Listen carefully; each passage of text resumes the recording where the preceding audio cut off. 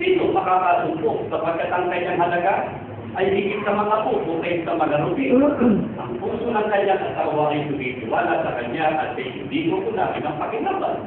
Gumagawa siya ng mabuti sa kanya at hindi katamaan lahat ng mga kalooban ng kanyang buhay. Tunay na ito dapat maging katangian ng babaeng ikinakasal sapagkat ang sabi niya Apostol Pablo, ang babae ay siyang kaluwalhatian ng lalaki. Sabi kay habang ng lahat ng ito ay pananagutan ninyong mag-asawa ang tumibig sa ating Panginoon Diyos. Gaya ng sinasaad sa mga aklat ng kapasipan. At inyong iibigin ang Panginoon mong Diyos na iyong buong at ng iyong buong kaluluwa at ng iyong buong lakas. Ito rin ang ipamumulat ninyo sa inyong magiging mga anak. Sapagkat ito ang sinasabi ng kautusan na iyong itutulong ng buong kita sa iyong mga anak at iyong tatalitain kung sa kanila pagka ikaw ay nakaupo sa iyong bahay, pagka ikaw ay lumalakas sa daan at pagka ikaw ay nahihiga at pagka ikaw ay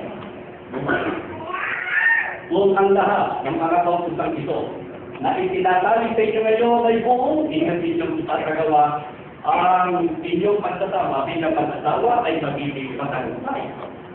Sapagkat tatawahin ninyo ang mga pagpapala at ng paghitas ng ating Panginoon Diyos, gaya ng sinabi sa mga awit ni David. Mapala ang bawat isa na natatakot sa Panginoon na lumalakas sa kanyang paladaan, sapagkat iyong tamarin ang gawa ng iyong mga kamay at magiging kawala at ikabuhin. Ang asawa ay magiging parang babunang puso ng upas sa mga pinakaloob ng iyong bahay. Ang mga anak mo ay parang mga puno ng turito sa palikot ng iyong tunan. Narito na ganito na ang sakain, ang bago na natatakot sa Panginoon. Ito po ang hinahangad at dinadalangin ang lahat ng mga tumangki sa banal na pagtitipong ito na makamit ninyo dalawa ang matagal ng pagpapala ng ating Panginoon Diyos. Kaya tinatanggap pa rin ang kautusang ito ng Diyos sa maging alin at buklod ng inyong pagsasama bilang mag-asawa.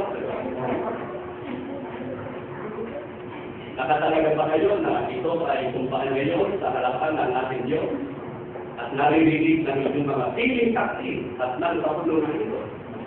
Mangyari na kayong dalawa ay tumayo.